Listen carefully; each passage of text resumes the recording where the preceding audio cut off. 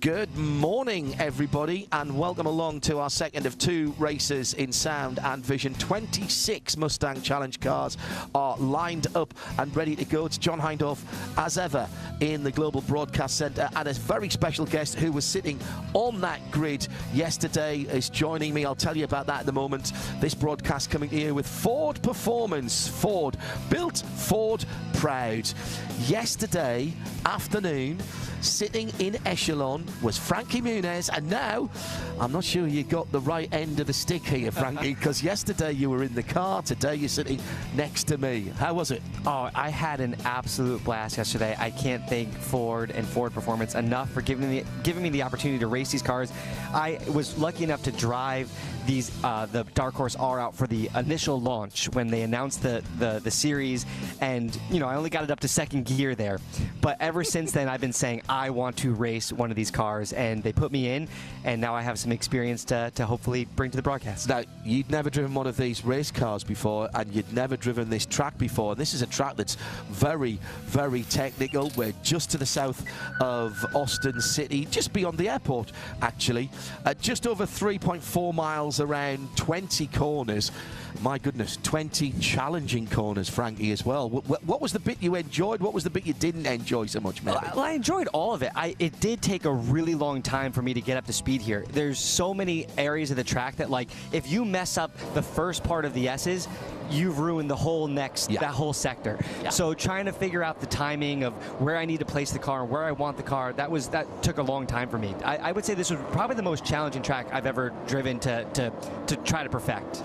Yeah, I was very fortunate when I raced here. I got 2 days of practice and then a 24-hour race, and by the time I got to my 4th or 5th stint in the car, I felt like I kind of knew which way it went, and I had done a bit of sim work beforehand as well.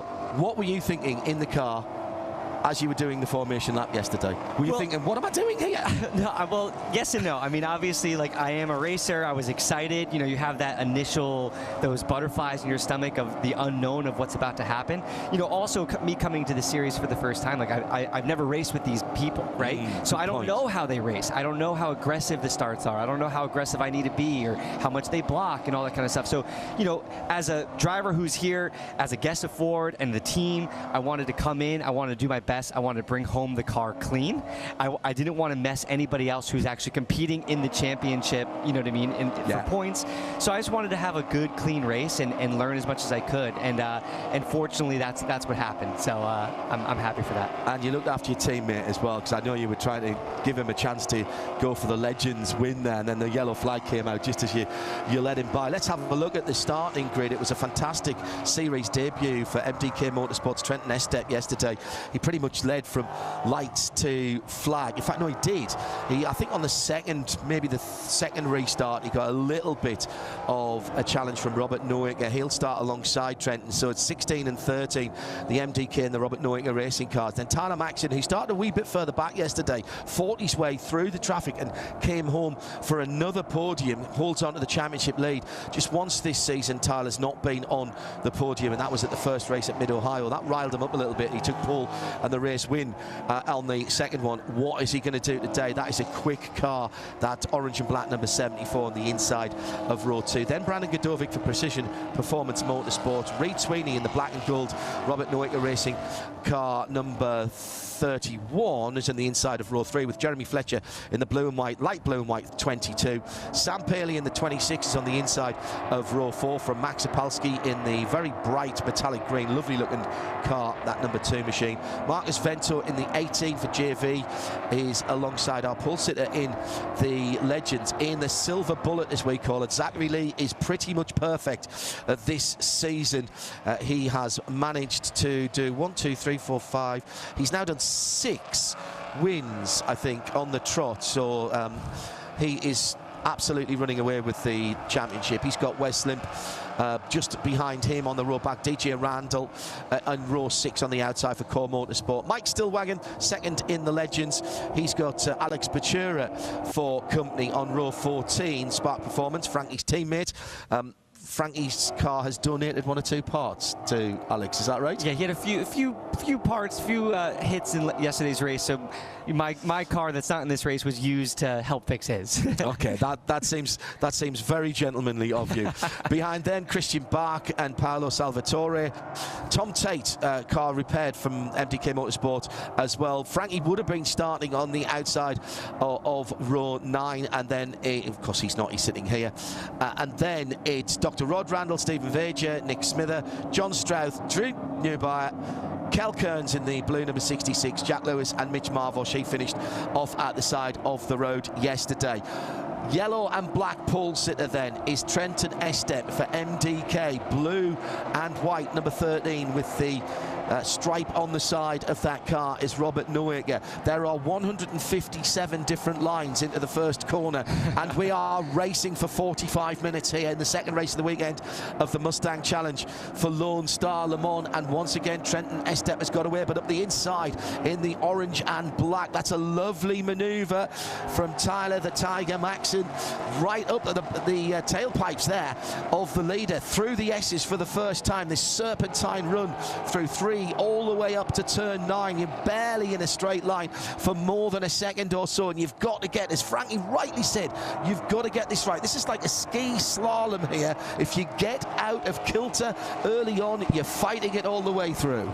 Yeah, especially at the start of the race, you know, when you're really nose to tail with people, it's really hard to even see where you are on the track, right? There's track limits, you know, you don't want to go over the white line. You're hoping that they don't hit the curb wrong and send them the wrong way, but you're just trying to get through, especially the first couple laps, and that's what I experienced yesterday. Defensive line taken into the braking area at turn number 11, the almost, well, it's just on 90 degrees, isn't it, onto the 1 kilometre long back straight, and this is what we didn't see yesterday, because Tyler Maxon has put the pressure on the leader, and that has cost Trenton Estep a little bit of momentum coming out of that corner. As you come out of turn 11, the road falls away. You've got to wait for the car to get straight before you can get on the throttle. Remember, no traction control on these cars. ABS, but no traction control. End of the back straight. Estep goes back round the outside and retakes the lead. Now, can he hold on to that? Because there is a right-hand corner coming at turn 13. This is very tight and twisty. Watching on in the background, Robert Noaker in that blue and white car. 3 cars disputing the lead, then a little bit of a gap. Oh, huge sideways moment. I wonder if there might have been a little tap from Maxon onto the back of Trenton Estep there. This is what we didn't see in race 1 yesterday. Estep making his debut in this series, took a maiden debut victory, but he didn't have this kind of pressure. Oh, he's got a problem. He had a problem there. I think maybe he may have has he got a flat tyre at the back of that car as he turned into 16, right in the middle of 16 and 17. The Robert Noaker racing car kicked sideways, and that has put him way down the order, and that means we've got Robert Noaker at the front of the field. Going through in second is Sam Paley, Reed Sweeney in the black and gold car, Jeremy Fletcher in the blue and white 22, Sweeney up the inside going into the first corner. This should be a pass that can be made. You know, when you're going up the hill, right, the entrance into turn 1 is so wide, right? So it looks so inviting. You want to shove the car in there and get in there, but then it's that super tight hairpin, and I think it's deceiving when you think that you can pass there, but I don't know. It's pretty intense. That was the voice of Frankie Muniz, who was on this circuit in this traffic yesterday. And when we sat down this morning before we came live, and I said, what was it like? He just had a smile as wide as the Mississippi Delta. He was really enjoying himself yesterday, and you want to be back in these again, don't you? Oh, 100%. Like, it's obviously I'm thrilled to be here with you, but I would much rather be racing in race 2. It's a fair point. But I will say this: I've been, like I said, I've been begging to race in this series since I knew it was being launched, and I had such a good time in it. I want to do more races in this. Like, I'm already trying to figure out if I can get to Indy for the finale, and looking at the schedule next year, because I had such a blast in these race cars. They are proper race cars, and the competition in the series, the guys driving these cars are really, really good. I was shocked by the high level of competition in the series.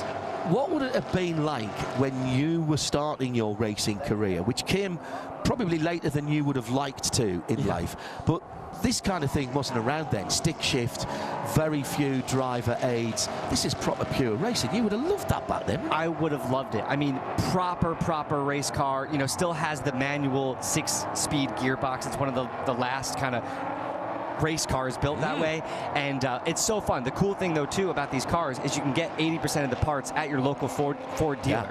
You know, so you could have run that out of a trailer with an SUV pulling it around. You could, and you know, there are some teams doing that on a smaller scale, but you know, they're still out there competing with some of the big teams that are here as well. And don't forget, we have the new Ford Performance Mustang Cup as well, which comes in at a same car but at a little lower level in terms of experience. Great start by Trenton Estep from the green flag. Tyler Maxson making the move up the inside to slot into second place, and that's, I think there is a little bit of damage, by the way. I noticed it last time we saw the cars live on the hood, on the bonnet of Tyler's car. It was a beautiful dive to the inside, then he went round the outside, and that meant, of course, that Estep did not have the now, did Tyler take the lead going all the way off the circuit? I think on lap 1 you're probably going to get away with that. And then there was the touch at 13, check that, 14, my apologies, and yeah, there is just a little bit of damage on the front panel and the bonnet, but then a very odd sideways slide there. I wonder if that was that would have been a left rear puncture, maybe. That's the tyre that Trenton Estep would have been leaning on there. I don't know if there was a puncture because he's still on track. He's only 5 seconds off the lead. I don't know what happened there. It's so low grip in that carousel, right? You're trying to carry as much speed as possible, trying to feed the throttle as much as you can, but you're literally dancing. Your hands, if you see the steering trace in the data, are literally just back and forth. You're working so hard to get through there smoothly. And, you know, it takes one little thing to set you off, and I think that's what happened. And it's not totally smooth right there, is it? It's not. There's lots of bumps. You know, even if you get on the curb a little bit, it affects the balance of the car a lot. So you just got to try to be as smooth as possible in that section while being as quick as you possibly can. I mean, he's doing a great job with all that damage. You know, he's got his hood up in front of his field of vision, but still going hard. Race control will be watching that to make sure that it's not a danger to anyone else. And Frankie was spot on there, because Trenton Estep is only a couple of places further back. He still sits inside the top 9 at the moment. Remember, this is Trenton's first weekend racing these cars. Robert Noaker leads from Reed Sweeney in second. There's a second between those two. Sam Paley's another second further back in third. Then Jeremy Fletcher backing up his good result yesterday. Max Opalski. Tyler Maxson with that flapping hood. That will not be helping his aerodynamic efficiency, particularly down that, what, 2/3 of a mile or thereabouts, half a mile long back straight. And at the moment, I suppose if he can get close enough to the car in front, he'll actually get the draft, and it won't be so bad for him.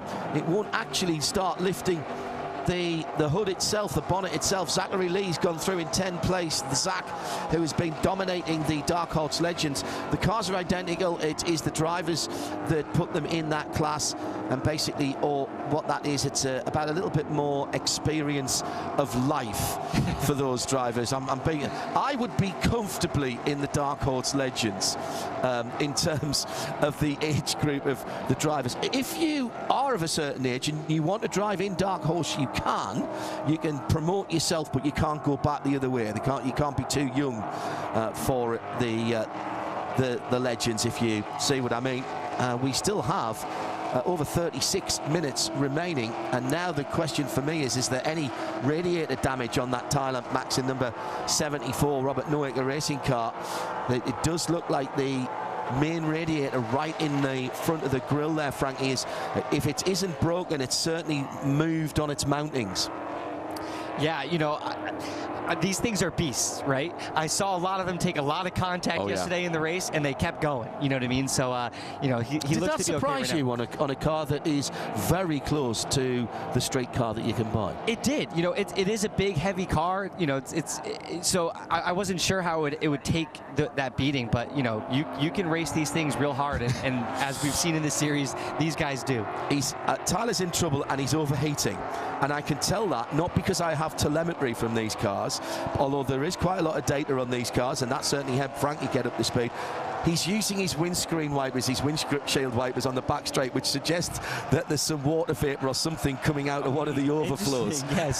So wow. I reckon. Good eyes there. I think that he's starting to struggle just a little bit with the temps there. We're just 10 minutes into the race. This is the number 74, Tyler Maxson, Tyler the Tiger. He's our championship leader, and he has had a great run. He and Robert Noaker this season. Robert's never been off the podium. Robert with a couple, 3 second places, a third, a fourth, and a win. And Tyler with 3 wins on the season, 2 thirds, a second, and a 7th, with a tiny advantage in the championship points.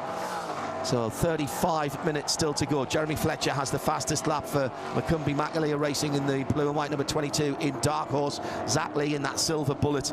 How cool is that livery, by the way, as Trenton Estep fights his way past Max Opalski. That's him up to 6th position now in that yellow and black car.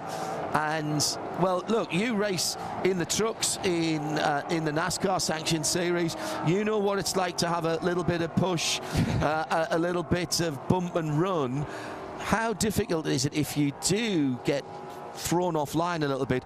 Have you got to just sort of forget that and calm yourself down and get back to hitting your marks? Well, I've learned being in NASCAR that it's a full contact sport, right? I grew up, or my racing history was open wheel cars, but you really can't touch each other, right? It's going to end badly. Oh, we got a spin there. And that is Brandon Godovich in the red, white and black Precision Performance Motorsport car. Now, what's happened there is he's come over the top of the hill at turn 9 and he wasn't quite straight before he put the power on. You cannot be anything other than dead straight, and you certainly can't put your wheels on the far side. That was a little wiggle, just spun up the rear wheels. Remember, no traction control and 500 horsepower. How much difference between everything going fine and everything going very squirrely at the back on that throttle pedal? Well, you are literally on the limit. Even that section, you're flat out, but you're still turning a lot. Oh, really? You're on the limit. Flat out through 9? Yeah, like you accelerate way before the apex, and you basically just hit it at full speed. It bounces you to the side, and you're still trying to hold it around that corner, and you're right on the limit. So if you lose it a little bit, you know, it's easy to make the car go around. I have fears for the 5-litre V8 in Tyler the Tiger Maxson's car. Oh, now this is great news for Maxson. The safety car is coming out, I think. Yes, they are slowing down, and there are the double yellows out on the circuit, and this is for Steve Vaja in the number 10 car. He has dropped to the back of the standing. He's just out of the final corner, out of Andretti in that very distinctive white car with the galloping Mustang livery on the side. So, I mean, bad news, good news. Bad news for Robert Noaker, who'd built up almost 2 seconds of lead. Oh, and we've also had a spin from the number 30, Scott Thompson, LAP Motorsports as well. And that is that very lovely sort of teal green coloured car. That, you know, that could be 1965, 66 Mustang colour right there. I love it. It's unique. You know, yeah. I love seeing colours that you don't normally see on race cars. You know what I mean? Yeah, totally agree. Hayes got going again, but we need to recover the number 10 of Stephen Vaja just out of the final corner. Good news for Tyler Maxson. Oh, well, Tyler Maxson's pitted, actually.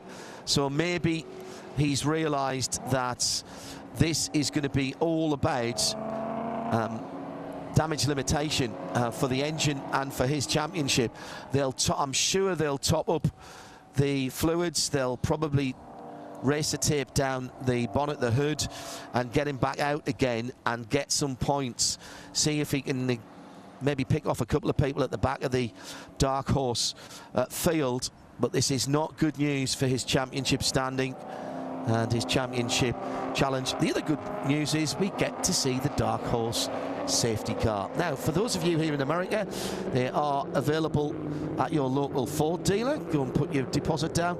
And even better news for us in the UK, you can get them with the steering wheel on the right-hand side and have it in the full Dark Horse trim. Do you mean like physically the right-hand side, Yes. or you mean the wrong? It's not, Well, no, you not see, right and wrong. Well, no, on the right-hand side, yeah.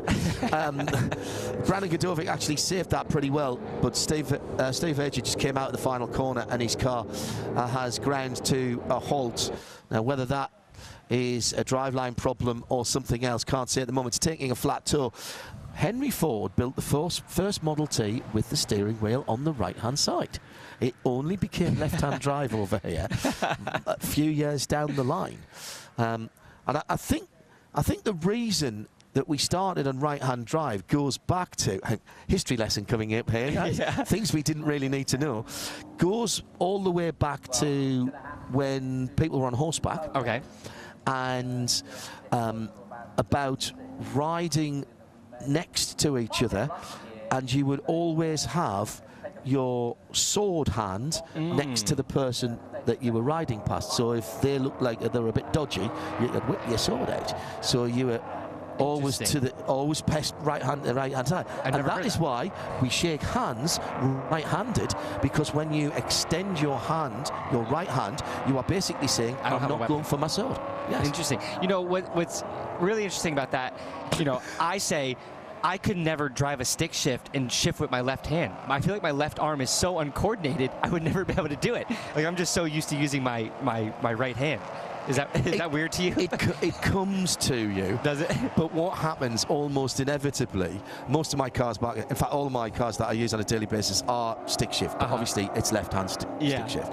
So if I go to Europe or come to the States and have to drive a stick shift or drive a race car, which typically tend to be left-hand drive with a stick shift, it takes me a little while. But then when I get into my road car back home, I go for the stick and I'm opening the window or opening the door, you know. That you've got to just kind of, you know, reappropriate yourself to each individual. Under half an hour to go now, and we are going back to green. Preston on the starter stand, enthusiastically waving the green flag. So it's Robert Noaker now who brings us back to green flag racing, and behind him Reid Sweeney immediately pulls out in that black and gold with the white extra stripes over the top of the car. That's typically Mustang racing stripes, isn't it? He's going to dive up the inside to turn one, letting that steep hill slow him down, getting the braking absolutely correctly, but he must have felt a little bit under pressure there from Sam Paley, who gets alongside into two. Oh, this could be interesting. Sam and the black and white cars, they go under the walkover bridge and sort of,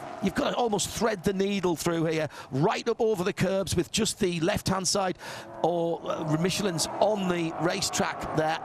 And here comes Trenton Estep. Estep has already dealt, I think, with Marcus Vento, and he's moving up through the field as that distinctive black and yellow car.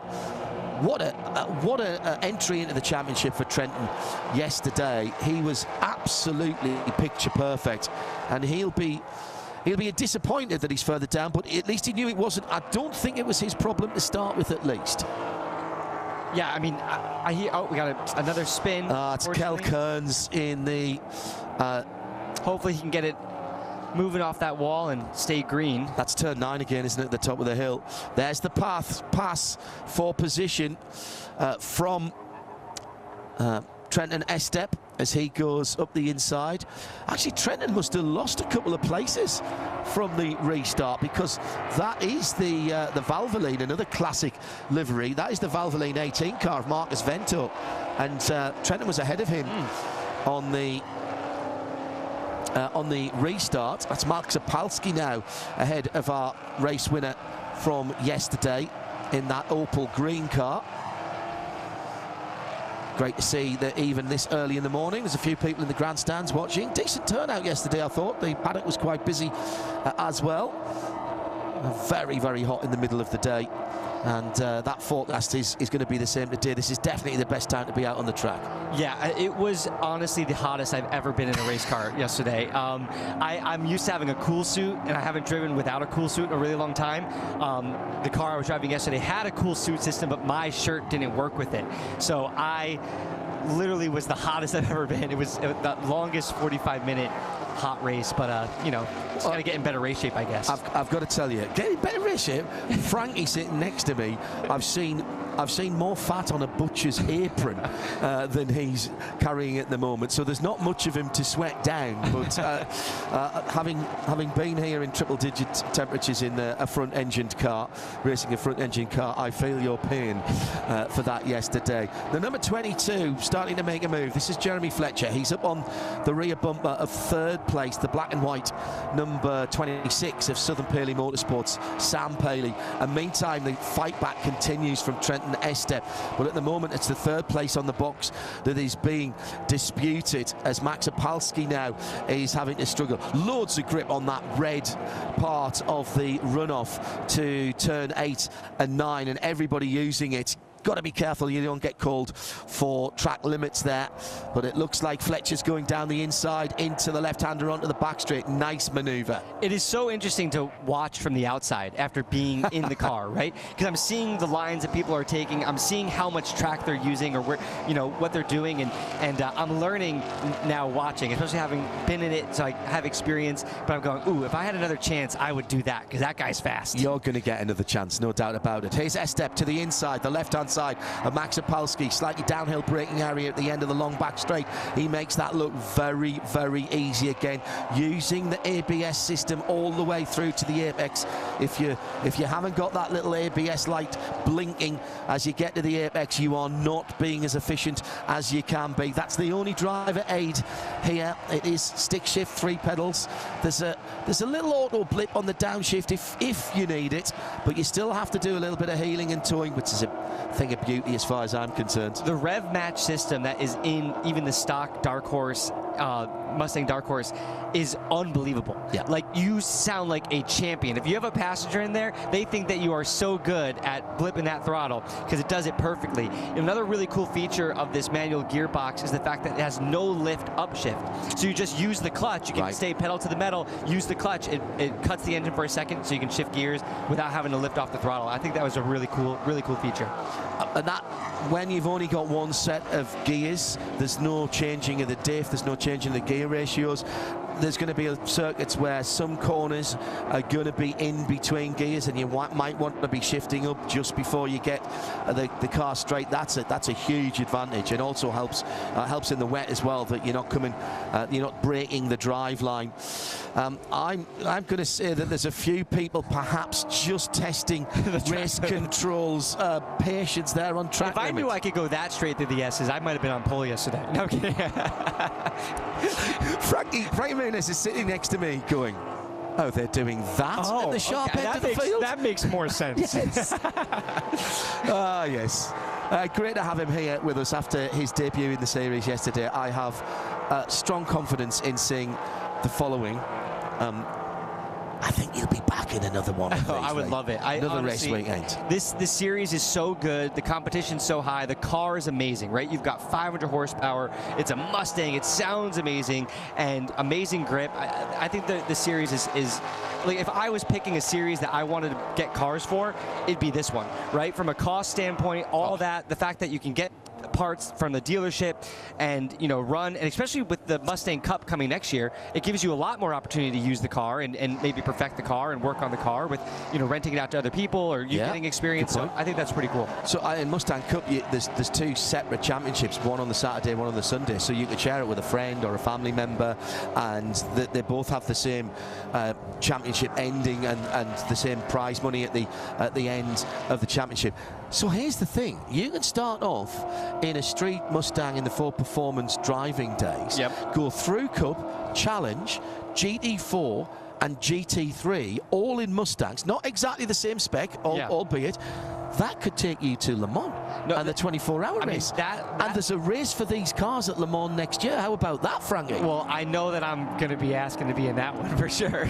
I don't know if I'd ever get to race at Le Mans otherwise, but yeah, the ladder system that Mustang offers and Ford offers is incredible. You know what I mean? The fact that you can go from just being doing track days, on a local level, get into Mustang Cup, kind of get some experience really racing a proper race car, move up to Mustang Challenge, move into Mustang GT4, potentially get to GT3. I mean, that's phenomenal, the fact that you can stay with one brand, one make, and make it all the way up the ladder. So that could be Rolex 24, that could be 12 Hours of Sebring, that could be Petite Le Mans in a GT3 car. And these cars, more than 50 of them we think, will be at Le Mans for a non-championship race on the morning of the 24-hour race at Le Mans next year. We'll be there, of course, with Radio Le Mans, our sister service to IMSA Radio and IMSA TV. I wouldn't miss it for the world. If you're listening to this and you're a racer and you think you want to be in that, get your order in for a car, because there are people who are buying these cars. They've got their orders in for these cars just to go to that race next year. Preference will be given to full season entry in Challenge, of course, but it's going to be absolutely outstanding. I can't even begin to tell you how excited I am about it. Yeah, I heard that they've sold cars to teams in Europe. They've sold cars to team in Australia, like that are just specifically getting these cars to race in that race, which is a pretty cool thing. I mean, it's an opportunity of a lifetime to race Le Mans. Every race in the Ford Performance Mustang Challenge, we look at the Ford Performance team update, where we highlight one of the many excellent teams that we have here. We're looking at MDK, Mark Kawame's operation here. The number 16 car is Trenton Estep, won his first race yesterday, currently running in 5th after being pole position for this. The red background to the number 16 saying he is in the dark horse category, and the number 8 is running very nicely as well. That is down in 22nd position, although was running higher up earlier on for Tom Tate. But that is a story of real never say die attitude, because that car was in the wall yesterday, and the mere fact that that car is back out again, that's the multicoloured number 8 for MDK. Those guys have had a hard evening last night to put that car back together.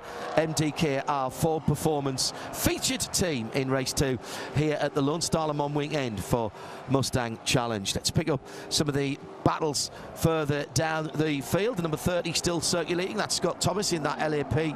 Lewis Pericarpi's team. Lewis runs a good shop and has raced many different cars down through the years, both himself and his drivers. At the front of the field, as we're counting down to just under 19 minutes to go, Noaker has pulled out. He's extended his lead to almost 3 seconds, and he's cruising around at 2 minutes 22 at the moment. His best is a 2 minutes 20. Here's something I meant to ask you early on, actually, Frankie, because you've experienced this. Was there an element of tyre management having to go on here, even with the interventions from the safety car yesterday? There was. I definitely, it was very hot, so the track was getting greasier and greasier. I would say kind of lap 3, lap 4, you started seeing started losing the fronts a little bit. It was hard to get power down, so you had to start managing the tires. I was taking a lot of corners in 3rd gear. I started going in 2nd gear just to help slow down the car, get it rotated a little bit more, get power off. But definitely you have to manage the tires. You cannot just go out on lap 1 and just shred them, you know what I mean? No. You really got to make them last the whole race, and I think, at the end of this race, you might see some of that, some cars falling back because they've used up all their tires more than some people behind them. Only 90 Fahrenheit on the track today, which is 32 Celsius. We're up nearly 50 Celsius, well into the mid-120s Fahrenheit yesterday. In the air, it is a temperate 79 Fahrenheit. It'll be a lot hotter than that in the car with the engine in front of you. That's around about 26. Again, that's 10 Celsius cooler than it was yesterday when poor Frankie was sweating bullets throughout that race. Trenton Estep then fighting his way back through after that glorious victory yesterday. He's got Sam Paley, Jeremy Fletcher, Reid Sweeney and Robert Noaker. Robert Noaker taking the lead after that slide in the carousel by Trenton Estep, who was battling for the lead at the time with championship leader Tyler Maxson, who pitted earlier on. I haven't seen if he's come back out, actually. I think he's just touring round at the back. Yeah, in fact, he's doing more than touring at the moment. He's still on the lead lap, and he's about to catch Kel Kearns in the 66 car, which turned around earlier on. That's the mid-blue coloured car. He's at the back of the Legends field, and Christian Bach would be the next place in class.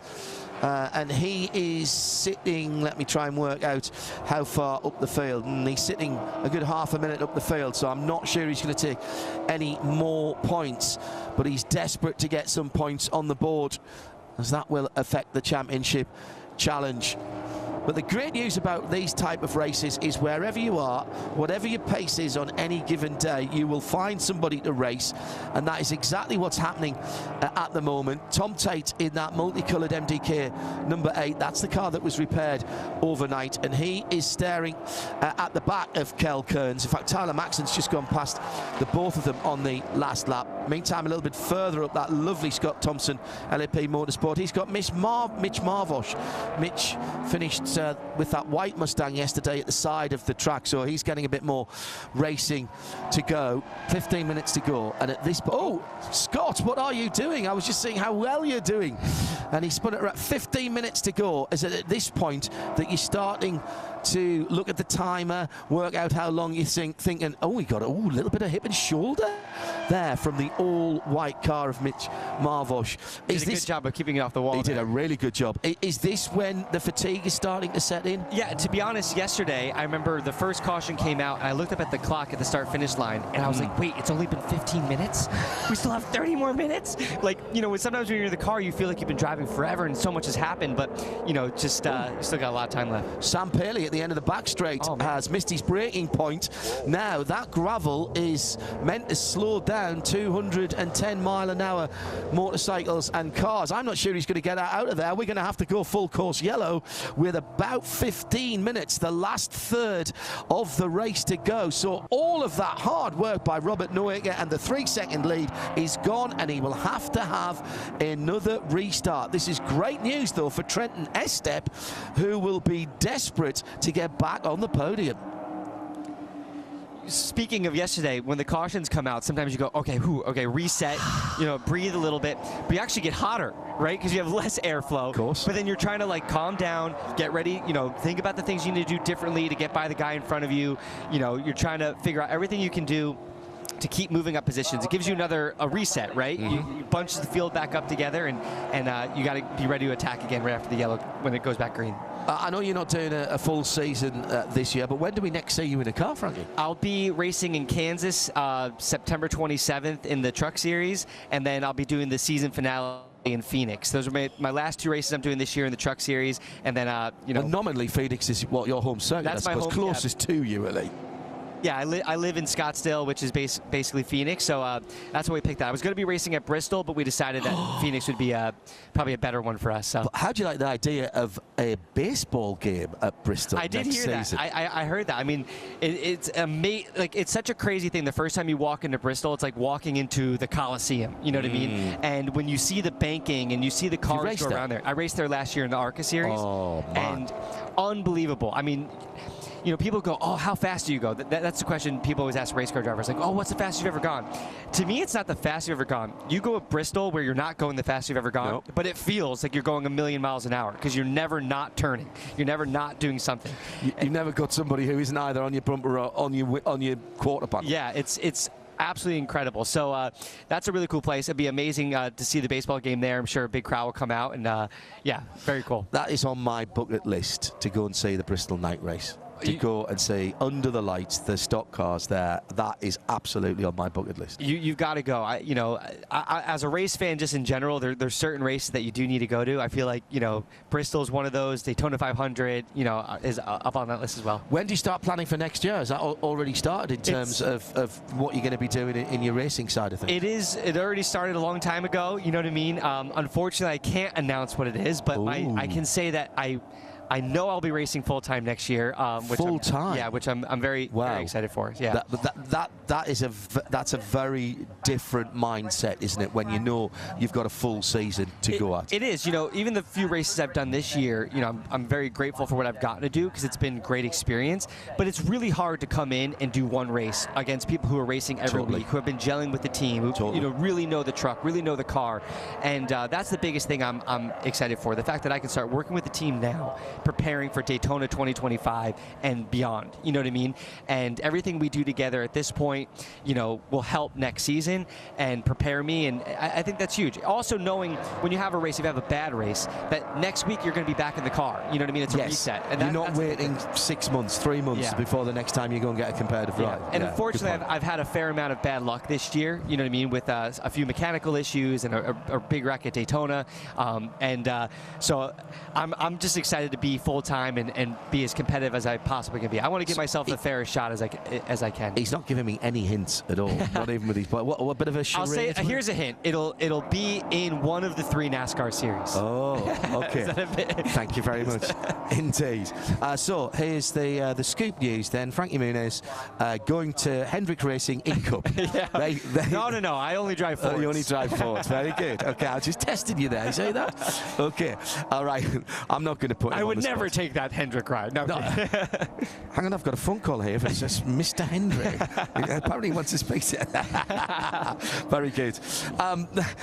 Frankie Muniz next to me, John Hindhaugh, and we've got just on 10.5 to go. Sam Paley has been pulled out of the Turn 12 gravel by our hard-working and tremendously efficient track services recovery teams. And we also have to say a big thank you, of course, to the post marshals, the flaggers, all of the race officials who give us their most precious gift, the thing that is irreplaceable, and that is the gift of their time, so that we can come and enjoy ourselves watching or doing the motor racing itself. Thank you one and all. And whether that's the very smiley people who are standing out this morning at 7 o'clock pointing us in the right direction to get our cars parked, the ladies and gentlemen who are driving the shuttle buses, the guys who are checking out passes, all of these people make the race events work, and without them, without any one of those little cogs in the big wheel, then we wouldn't be able to go racing. So thanks very much, not just here at Cota but around the world. I'm sure there'll be a few of you back in Europe who will have been at race meetings this weekend, or maybe going to them next weekend. And thanks again to all of those ladies and gentlemen. Well, this is going to be a bit of a dash for cash, I reckon. We might even get to be green at the end of this lap, because the cars are just coming round. We're around about halfway around the 3.4 mile circuit. It's turn number 11 of 20, but that long, kilometre long back straight with the Dark Horse safety car. Lights are out. So yeah, all right. Now, I asked this yesterday of Ben Barker at about this time. Robert Noack is leading, and he's been pretty good so far. But do you want to be Noack? Do you want to be Reid Sweeney in the black and gold car, Jeremy Fletcher in third in the blue and white number 22, or Trenton Estep in the number 16, who has been so quick? Which of those drivers do you now just want to beam yourself in? Yeah, well, obviously I would love to be in the lead, right? But I feel like there's a lot of pressure when you have the lead, because you don't want to throw it away. Where if you're in second, you've got a rabbit there, you've got something to chase, and you've got a goal to get by him. Where if you're in the lead, you're thinking, I can't let that guy by. So I feel like it's easier to attack than be defensive. So in my opinion, I don't know. I mean, I would never say I don't want to be in the lead, but no, I think, you know, being in second place, like, you know, you feel like you have a shot at set if he loses the position. Good point. Yeah, there's less to lose. Robert Noack has championship aspirations as well, and at the moment he is taking points away from Tyler Maxson. He's championship contender. So yes, he'll want the win. He's got one win on the season so far, but I think with only a couple of rounds to go at Indianapolis in a few weeks' time to round off the 2024 season, he might have a little bit of a thought to that as well. What he doesn't want to do is to spin up those rear Michelin tyres as he comes out of the final corner. 100%. Wants to get power down, get away from the car behind him. And then the other thing is, like, you're going to be a little, if you're fighting for a championship, it changes the way you race a little bit, right? You want to make sure you finish. You don't want to take as much risk because you need the point. Place finish is better than a 20th place finish. Yeah, you know what I mean? Exactly right. Good restart by the leading two. They'll stay to drivers right as they go through the green flag. Preston once again working really hard. It's the blue and white Jeremy Fletcher car who's taking the defensive line, and here comes Trenton Estep, yesterday's winner. This is only his second race in this championship. He had a look round the outside of turn one, big red, but couldn't get that one done, and he's got Opalski right in behind him. Then behind that, that's Marcus Vento, I think. Yes, it is, in the number 18, the sort of orange and white and blue car. The Valvoline sponsorship proudly on the side. That's a great restart from Robert Noiker, and Reid Sweeney now actually having to defend his second place from Jeremy Fletcher, but Jeremy's got to keep his eyes on his mirror. And here's the problem. From Reid Sweeney down over now, everybody has to be looking as much backwards as they are forwards. You make a manoeuvre here, particularly if you're on a step of the podium at the moment, Frankie, and you might think, oh, there's second, I'm going to have a go for second. If you don't get it, you could be down in fifth. 100%. You know, that's the fine line of being a race car driver too, right? You've got to make decisions and splits, you know, immediately, right? Like, you're making a million decisions at the right time, but you want to finish the race. You want to race clean, but you also want to get that position, and you're going to do what you need to do to pass. Second and third are absolutely side by side. Coming over the second of the rises on the back straight, now into the heavy braking area. Get right to that inside corner. You can ride that curb now. There's a little dip there. They flattened that curb off a little bit in the last couple of seasons, and it looks like we've also got, hello, ding dong, Trenton Estep calling, and through he goes, kicking the rear end of that car out as he comes through turns 13 and 14. Tyler Maxon's made up some positions as well. That yellow flag has helped him, because remember, he had to pit, but he stayed on the lead lap, and that means he's now got the opportunity to pick his way through some cars and maybe just grab back a couple of extra points as we get towards the last 5 minutes of the race. But Robert Noiker has done exactly what he needed to do and pulled away from Fletcher. Estep now re-establishing himself in third position ahead of Reid Sweeney.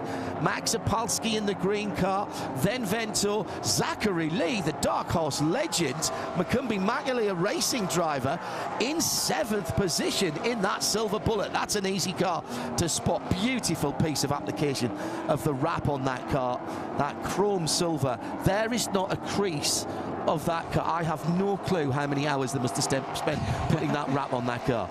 Yeah, with that metallic, you got to have every line be perfect. Yeah, I'm sure they must run over it between every races, because I've not seen a fingerprint or a mark on it either. I can't keep my dashboard clean when, you know, you got a piano black dashboard. I have to have a cloth in there all the time. That's incredible for a race car. So down into the last 5 minutes now, just under.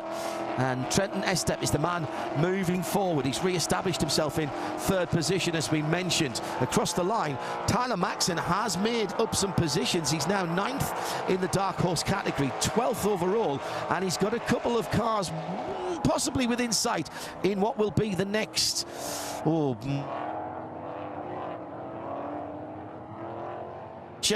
in the Dark Horse category. He sits in second at the moment, and Zach Lee has the fastest lap in the Legends.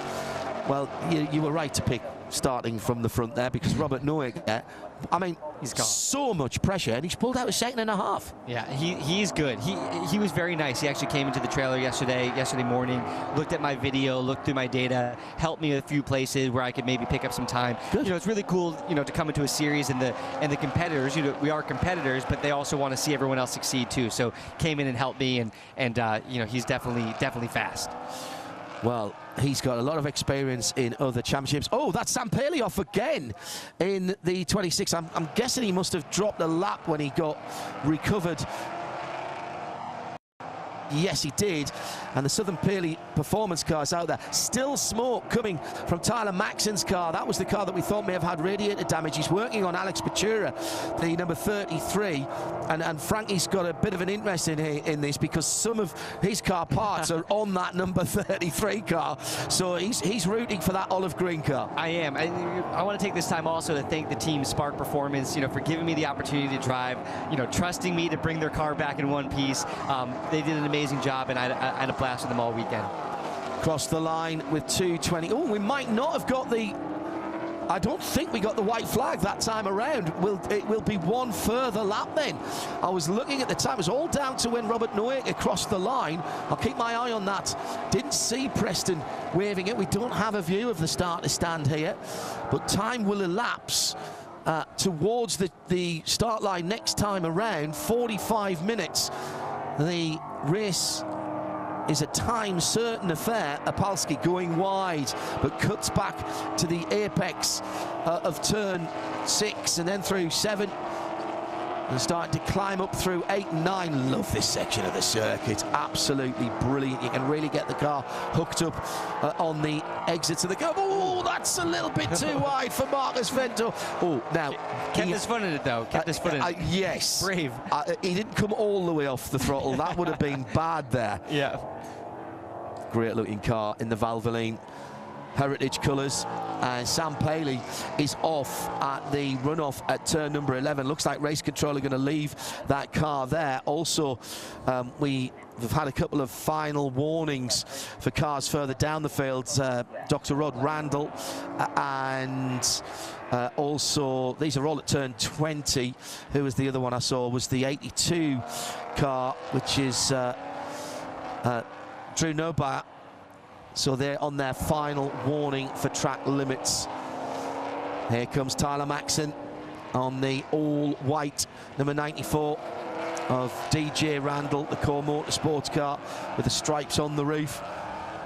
Not sure where his allegiances lie in terms of that, but I really like the blue and white stars and stripes there. Now the tyres are starting to show for the drivers who have slightly abused them during this race. Oh yeah, power down, super tough, getting lots of wheel spin through here. I'm sure the back end is wanting to come around, but you just got to keep your hands as smooth as possible, get through there, feed the power as much as you can, and make them last one more lap.